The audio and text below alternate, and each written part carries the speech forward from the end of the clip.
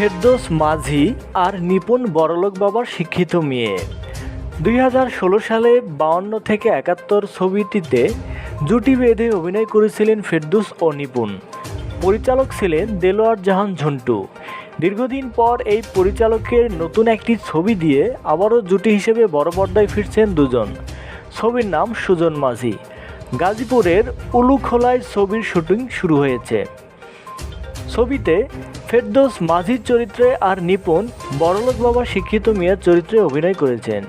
এর আগে স্বর্গ থেকে নরক, অবুঝ বউ, অন্তর্ধান সহ বেশ কটি ছবিতে জুটি বেঁধেছিলেন ফেরদৌস নিপুণ। নিপুণ জানালেন, ফেরদৌসের সঙ্গে কাজের রসায়ন সুন্দর।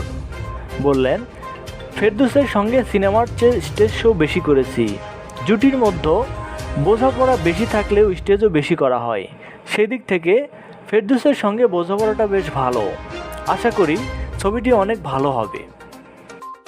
প্রিয় দর্শক মণ্ডলী, একটি কথা না বললেই নয়, আমাদের চ্যানেলের সমস্ত ভিডিও শুধুমাত্র বিনোদনের জন্য। বিভিন্ন সময় রূপকর্থে শিল্পী কলাকৌশলীদের ছবি ব্যবহার করা হয়।